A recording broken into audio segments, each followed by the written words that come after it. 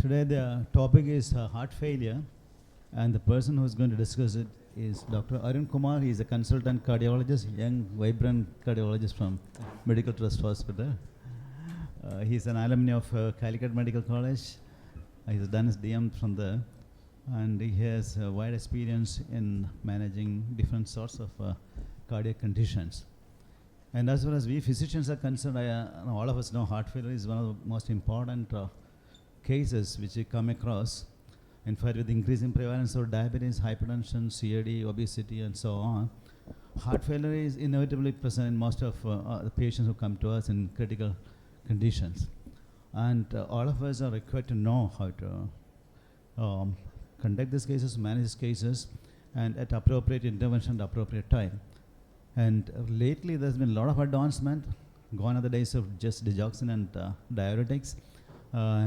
New drugs have come in, like SGLT2 inhibitors and so-called ARNI. So these drugs are revolutionized the treatment. In olden days, we used to say, well, heart failure is diagnosed and the patient is no more in less than 5 years' time. So that scene is changing now. Now may I request Dr. Arun to kindly start his talk. Thank you, sir. Thank you very much for the wonderful opportunity to address this august audience. Actually, though it is told as heart failure, actually the slides were actually given to me. So though this is basically from the role of Ernie in cardiovascular health or heart failure. So that again is important. I will try to touch upon the whatever I will ask, I will try to discuss the newer drugs in brief at the end of the talk. Actually, Sumesh told me day first day to talk on heart failure, but I couldn't make any further slides. Okay, so coming to the role of Ernie in cardiovascular health, it's a very good drug we have been using with the Paradigm HF trial has come in 2014 or something, and from 2016 I think this Ernie is available with us, and we have been using one of the initial users myself at Lourdes. So coming to this angiotensin receptor blocker with neprilysin inhibitor, that is sacubitril is a neprilysin inhibitor and angiotensin receptor blocker is the valsartan. So what happened is initially they tried several combinations. You know, we have had wonderful drugs including AC inhibitors, ARBs, beta blockers, all have shown reduction in the mortality and actually and heart failure hospitalization. But thing is that there was an unmet need because still the mortality was high, the heart failure hospitalization were high. Even now the research into filling that gap is ongoing. So initially they have used AC inhibitor with sacubitril, and that came out to have increased incidence of angioedema. Omatoprilat was the drug where AC inhibitor was combined with neprilysin inhibitor. So then came this sacubitril valsartan. The combination of neprilysin inhibition and ARB is successful. Why? Because this neprilysin inhibition is basically the neprilysin, what it does is it actually is a it increases the conversion of these peptides. It breakdown of the molecules, facilitates the breakdown of these molecules. In fact, the natriuretic peptides which are useful in our heart failure, that is BNP, CNP, ANP, all these natriuretic peptides. So inhibiting the neprilysin, we will increase the availability of these natriuretic peptides. Sorry. So one thing what they found is during the neprilysin inhibition there was increased amount of angiotensin 2 which has unfavorable during the heart failure. So to block that we have used an addition of angiotensin receptor blocker. So this combination worked very well. There was no much increased incidence of angioedema unlike the AC inhibitor neprilysin inhibitor combination.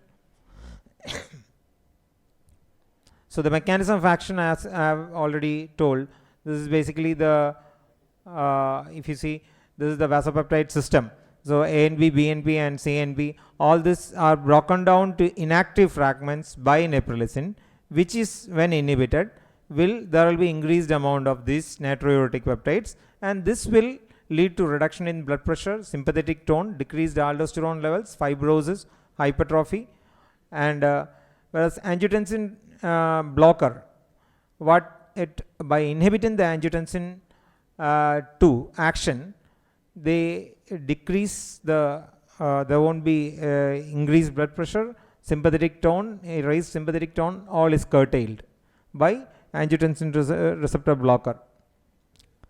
So the net effect is vasodilatation, natriuresis, diuresis, decreased fibrosis and hypertrophy. So this is a cardiovascular drug with pluripotent actions. So basically it is first tested in reduced ejection fraction, heart failure with reduced ejection fraction. This is one of the biggest trials. This is the initial trials, 2014 trial. So Paradigm HF, it's almost 10,521 patients screened, but it's almost only 8,000, nearly 8,000 patients are tested in the trial, and the ejection fraction less than 40, and then they changed it later to less than 35. So BNP should be more than 150. So NYHA class 2 for heart failure, and that trial initially they mandated the use of AC inhibitor or ARB stable doses for the initial at least 4 weeks, and patient should be on guideline recommended beta blockers or mineralocorticoid receptor antagonists. But most of the time, as you know, even in this trial only about 50% of them were on this mineralocorticoid receptor antagonists, and we have studied all across our trials. We have found that the guideline recommended use and dosage is not there in most of the heart failure treatment across our country as well as across the world. It is not happening. So Paradigm heart failure study design was enalapril was the initial drug, which was then changed to sacubitril valsartan. Initially lower doses were given 100 mg BD, and if they tolerated, they were hiked to 200 mg BD, and the study halted early due to an overwhelming benefit of sacubitril valsartan. It was a follow-up of nearly 2 years, and the sacubitril valsartan has shown a favorable difference as early as even less than 180 days into the treatment, and at the end is almost relative risk reduction of more than 20% was shown in terms of heart failure, hospitalization and death, cardiovascular death. That is the primary endpoint with a significant p-value. And so usually they club together some different parameters like composite of CV death and heart failure hospitalization to get a positive outcome. But not only in this combined outcome, it actually the individual components of this also has shown a marked benefit. So CV death by itself has reduced to 20%, first heart failure hospitalization 21%, and all cause mortality also has been shown compared with enalapril.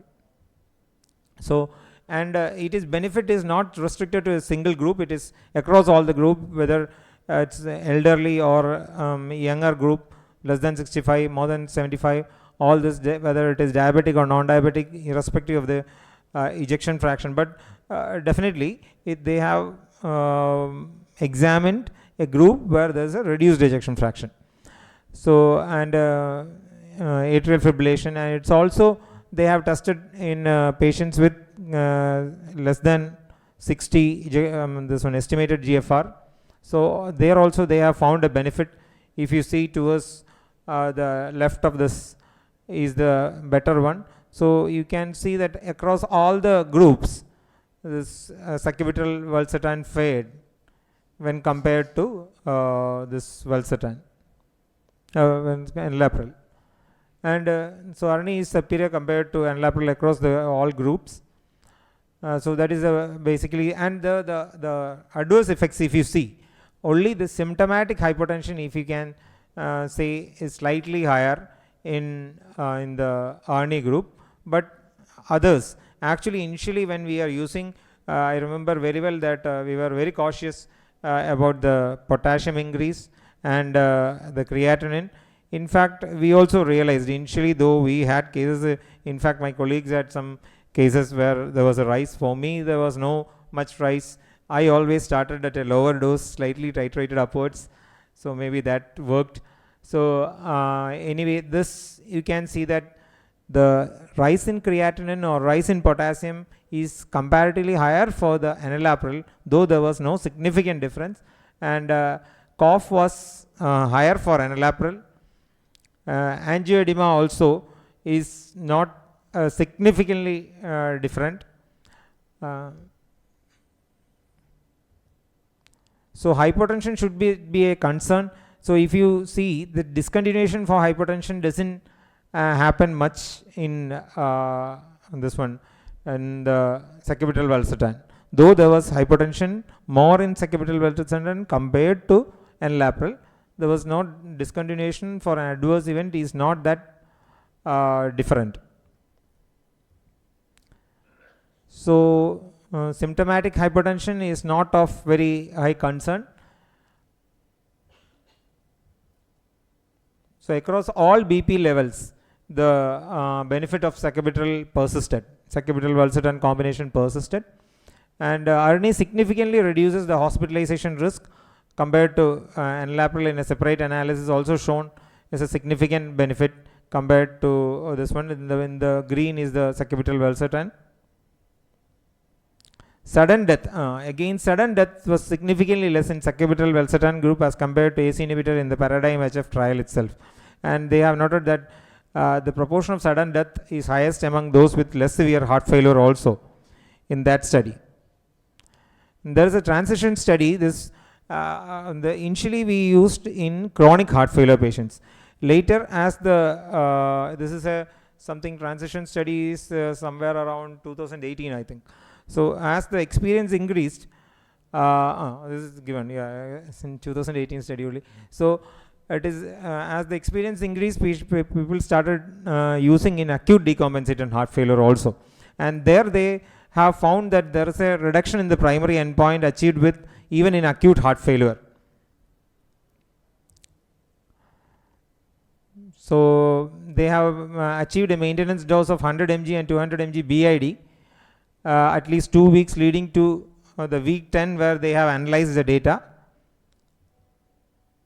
So can be started safely and effectively in hospital as well as in an outpatient setting. And Pioneer HF trial is again they have tried in acute decompensated heart failure.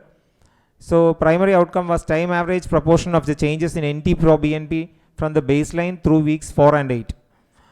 Safety was worsening renal function, hyperkalemia, symptomatic hypertension, angioedema. You know, like other trials itself, it hasn't shown much worsening of those parameters. And in fact, NT-proBNP has decreased from baseline. If you see, there was a 29% relative risk reduction, and the time average NT-proBNP over for 8 weeks has been shown to be significantly less.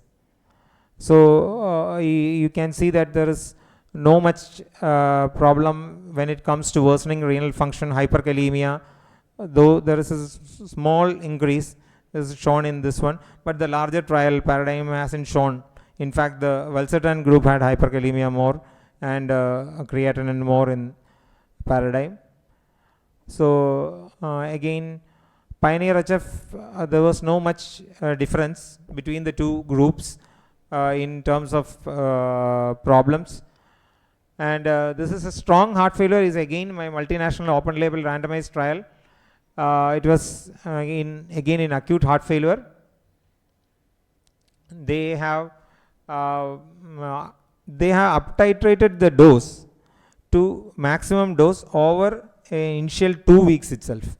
That is what they have done in these trials, and they have found benefit of the 180 days of heart failure or 90 days of follow-up. They have found is those who have uptitrated fast to the optimal dose has found to have better outcomes compared to the high intensity care. The usual care is inferior to the high intensity care in terms of heart failure readmission especially, and all cause death. If you see heart failure readmission by 180 days, it is significantly better. It's a good p-value.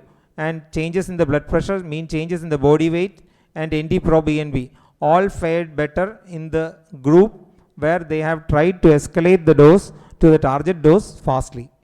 That is almost in 2 weeks. That we also will, I think most of us will go up on these drugs slowly, but they have shown that benefit. But we have to see our patient, his condition is, we have to see, because beta blockers and all is in wet heart failure, we have to add cautiously. But they have found that up titrating does benefit the patient, up titrating fast in a span of 2 weeks. So Paraglide HF is another trial where they have tried in, basically this Paraglide trial is that mid-range ejection fraction or mildly reduced ejection fraction, but is between 40 to more than 40. And that is the mid-range ejection fraction or mildly reduced ejection fraction is now classified as those having 40 to 49 ejection fraction. So this trial was basically above 40. And sacubitril valsartan leads to greater reduction in plasma NT-proBNP levels compared to valsartan alone after stabilization of worsening heart failure. These data add to the evidence that supporting a potential treatment benefit for those with more than ejection fraction of 40, means relatively, you can't say preserved, it's a relatively better ejection fraction also, it fares. And this is the same thing. So pooled analysis of Paraglide HF and Paragon HF. This is basically Paraglide HF, I have told a mid-range ejection fraction they have tested, and Paragon HF is with preserved ejection fraction. So they have found out that adding this drug, it needs to, the number needed to treat is only 14 patients treated for a year to prevent a one event. So thus only 14 patients are needed to treat it to be for 1 year. So NNT of 14 is a very good number. So that shows the might of sacubitril valsartan again in ejection fraction of more than 40. So actually it's not proven for hypertension. I will skip that. Hypertension they have tried.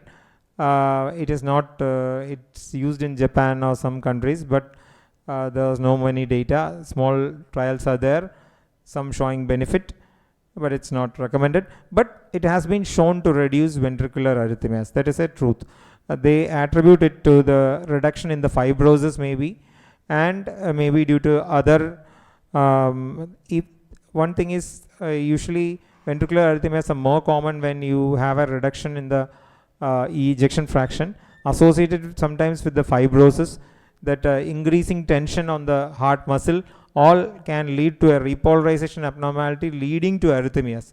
So maybe by improving all those parameters, this has reduced the incidence of arrhythmias.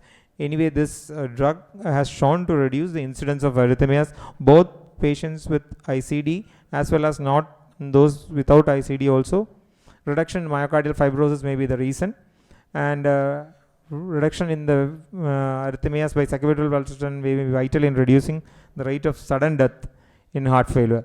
So there is a large number of trials which has shown a benefit of sacubitril valsartan both in reduced ejection fraction less than 40 and mid-range ejection fraction, and even to the preserved ejection fraction if it is a lesser ejection fraction.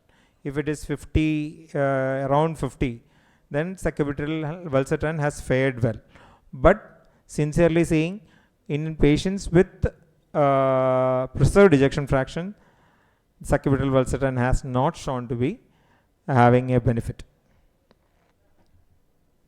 So Arun is indicated to reduce the cardiovascular death and hospitalization for patients with heart failure and chronic heart failure, NYHA class 2 to 4. And with symptomatic patients with a reduced ejection fraction. But nowadays, with all those trials which I have mentioned, we are starting with acute decompensated heart failure.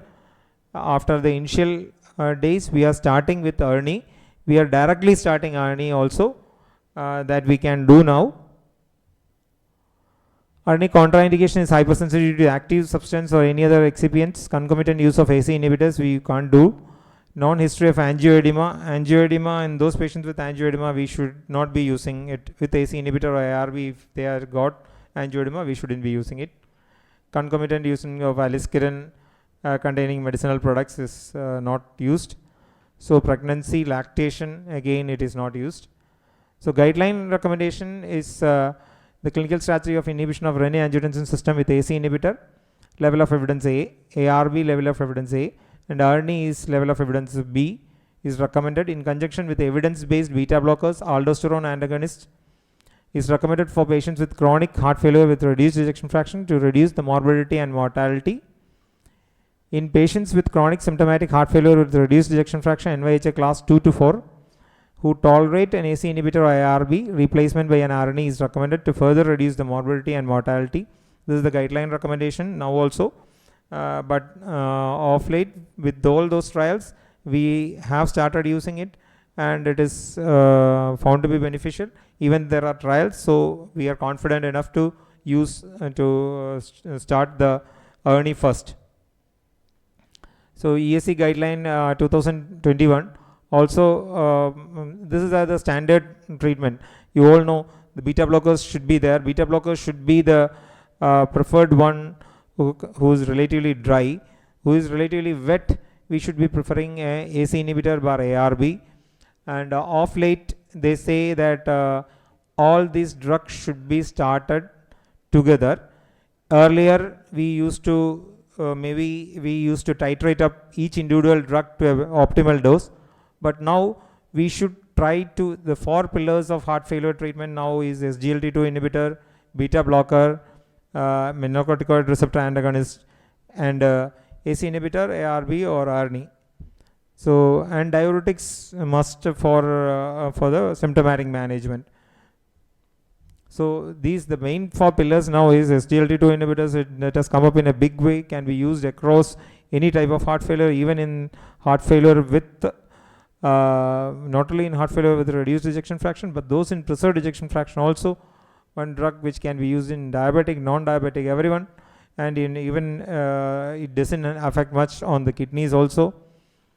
We have to monitor, but we can use to greater levels, and it's almost up to 30 they have tested, GFR of 30 they have tested.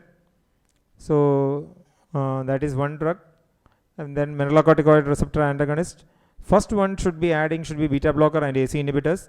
Of this, I have told the preference should be given to AC inhibitor bar ARB for those who are wet, those who have CRUBs, and if those beta blockers should be for those who are dry.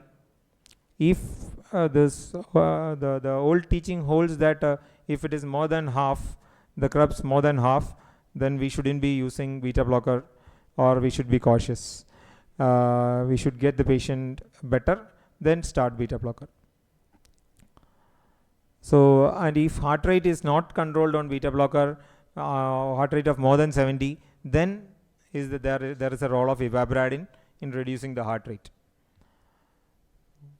So, and for those who are not there's some renal dysfunction, significant renal dysfunction, they specifically say for the blacks is this hydralazine and isosorbate dinitrate combination is useful.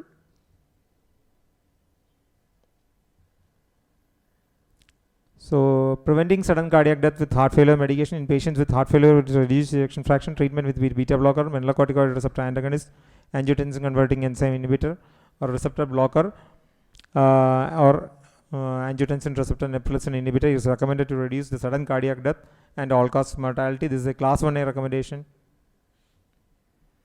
So these are the basic things, drugs for options for heart failure, just as mentioned. Recommendations in heart failure in patients with hypertension and heart failure with reduced ejection fraction. It is recommended to combine drugs documented outcome benefits, including AC inhibitors, RNA, beta blockers, mineralocorticoid receptor antagonists, SGLT2 inhibitors. So these 4 class, it's basically the cornerstone of the management.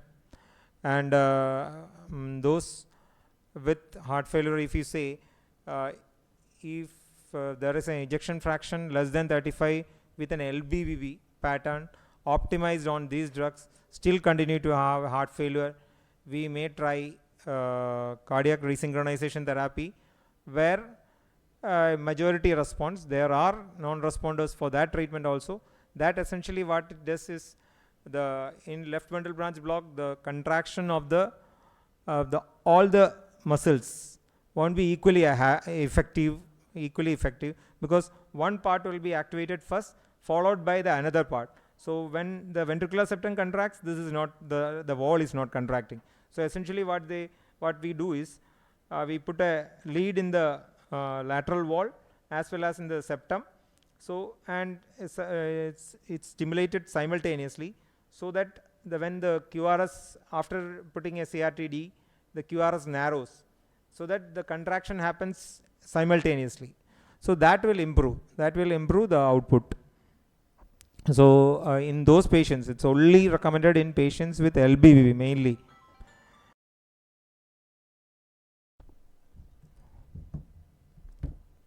Okay. So use of non-dihydropyridine calcium channel blocker is not recommended in heart failure with reduced ejection fraction due to the pronounced negative inotropic effect. That again I want to tell you, because this is without the knowledge, it is very much seen that many of the prescriptions contains diltiazem and verapamil, whether it be from the old time cardiologists or physicians, everyone. Sometimes you can see that the dihydropyridines are prescribed, but that is contraindicated. Actually, it was contraindicated in severe heart failure right from I think very early days. But somehow it has been in all those prescriptions, we can see. So that shouldn't be used. And there's a big no-no for the verapamil and diltiazem in heart failure. So BP lowering therapy in hypertension and within heart failure preserved ejection fraction. In heart failure with preserved ejection fraction, AC inhibitors, ARB, calcium channel blocker or diuretic can be used. Basically, those with heart failure with preserved ejection fraction, the goal is to control the blood pressure. But the drugs which are shown to have a beneficial effect on the heart failure with reduced ejection fraction, we continue to use in heart failure with preserved ejection fraction also. But now if you say for the SGLT2 inhibitors, there is a definitely benefit shown with preserved ejection fraction also. So consider substitution with the RAS inhibition by ARNI or the use of MRA. Mineralocorticoid receptor antagonist spironolactone is preferred for those with particularly in this lower spectrum of heart failure with preserved ejection fraction. Already I have told, in the lower spectrum of those with preserved ejection fraction, ARNI benefits, but in those with more than 60 with preserved ejection fraction, there is no benefit of ARNI shown. The trials fail to show benefit. So recommendations for patients with treatment of hypertension and heart failure with preserved ejection fraction: treatment of hypertension with all major antihypertensive drug classes, AC inhibitors, ARBs, beta blockers, calcium channel blockers, thiazide and thiazide-like diuretics is recommended for patients with heart failure with preserved ejection fraction. SGLT2 inhibitors are recommended independently from the presence of type 2 diabetes. So whether type 2 diabetes is present or not, it is not a problem. You give SGLT2 inhibitors. And because there are enormous data, now the enormous data will come up. It is actually told as the new statin. The American College of Cardiology, the giants have compared. They have told that it is the new statin. It is going to be everywhere because it has shown benefit in almost all the area. Substitution of RAS inhibition by ARNI, sacubitril valsartan, can be considered, particularly in those with the lower heart failure with preserved ejection fraction spectrum. Treatment of MRA, that is spironolactone, regardless of the diagnosed resistant hypertension, can be considered. So we used to add as a fifth molecule earlier as a spironolactone those with resistant hypertension, because aldosterone mechanisms works. So blocking the aldosterone usually brings down the BP very well. So coming to this end, clinical use of sacubitril valsartan has dramatically improved the prognosis of patients with heart failure with reduced ejection fraction and reduced the incidence of sudden death in patients with heart failure. Collectively, sacubitril valsartan reduces the occurrence of ventricular arrhythmias in multiple ways. And sacubitril valsartan is a potent antihypertensive. This I won't say, because it is not, as of now, it is not proven as an antihypertensive drug. It has role. It is used in Japan. Clearly, sacubitril valsartan is a cardiovascular drug with pluripotent actions. Sacubitril valsartan has been studied widely and has become the gold standard as per most of the guidelines in the management of heart failure. Thank you.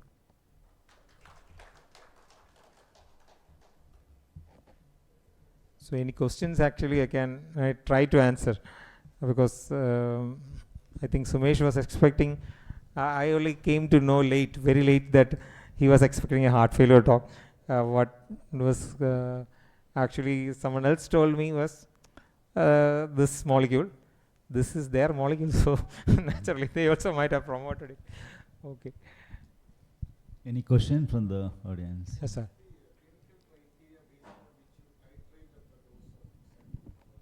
Sir, which we just see the one is serum creatinine, potassium. Usually 2 weekly titration is actually more than enough, if you say.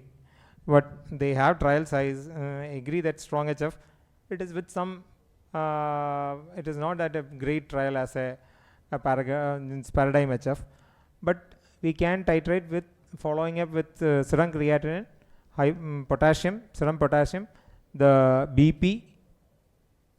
These are the parameters: BP, the potassium, BP, and creatinine.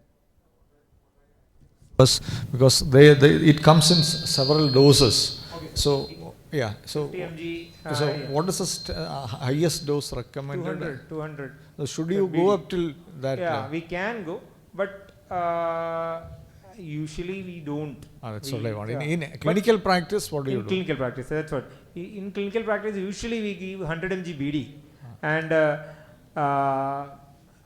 there are rare patients where we have gone into 200 BD. Oh. That's it. But to start with, you give half. 50 BD. And secondly, you keep tightening up, and once the patient sort of improves from NHS class 3, class to class 2, then do you maintain the high dose, or you? Yes, sir. Actually, we maintain the high dose. Actually, some places initially what they happened is, when this ejection fraction improves, sometimes it improves marvelously to more than 50 and even 55, more than 55 it improves.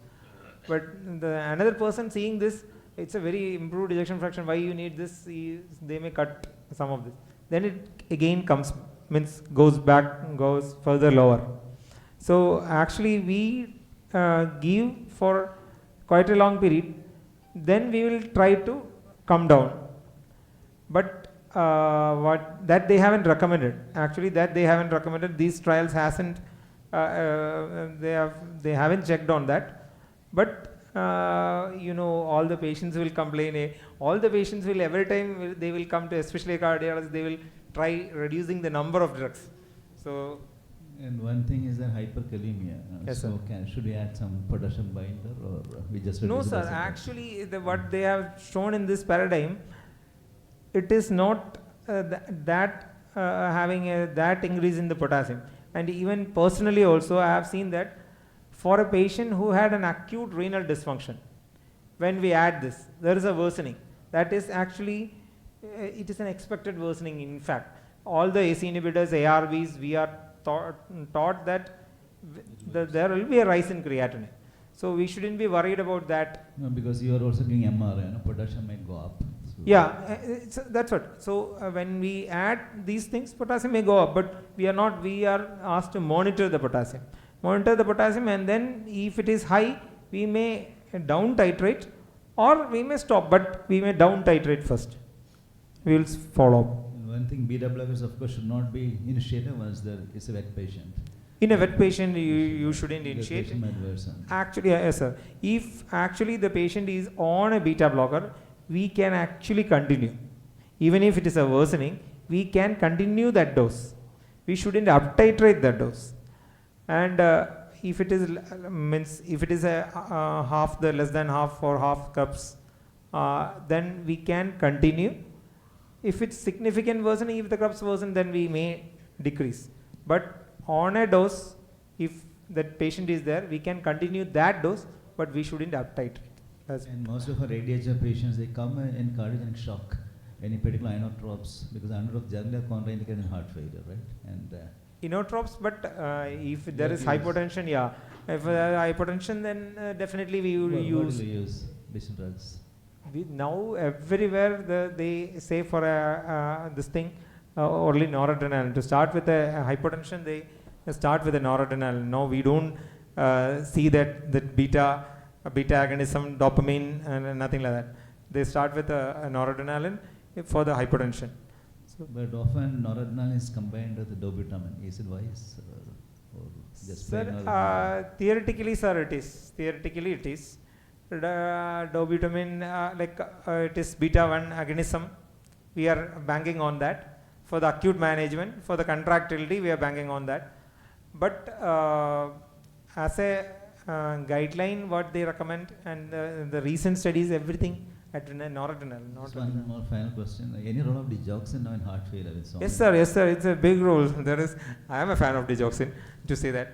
So actually, why digoxin hasn't been forward initially in the DIC trial, what they have found out that doesn't benefit in terms of mortality.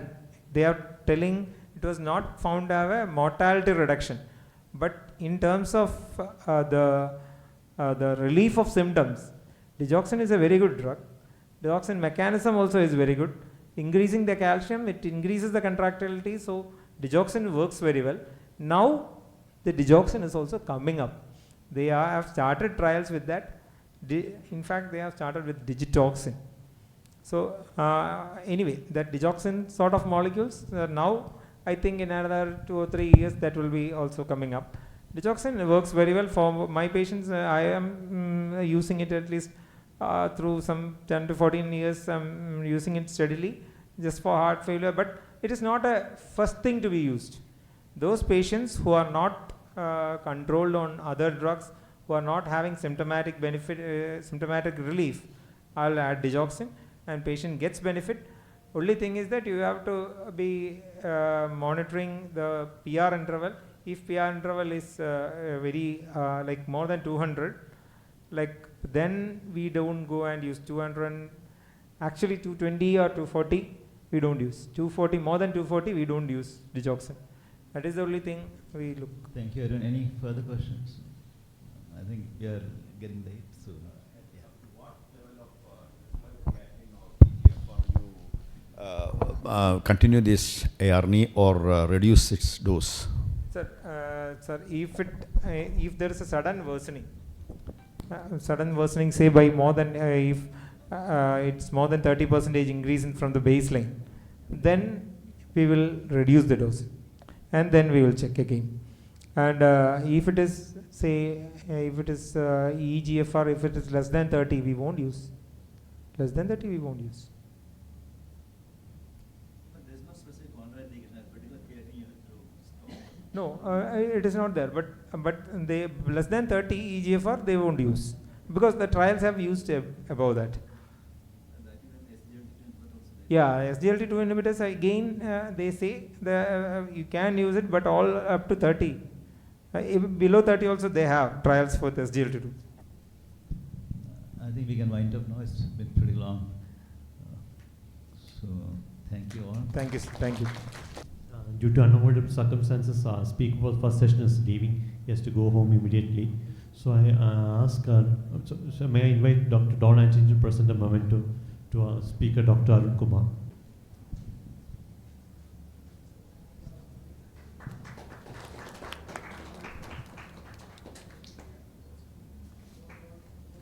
Sorry for the interruption. We can go back to the case. Thank you.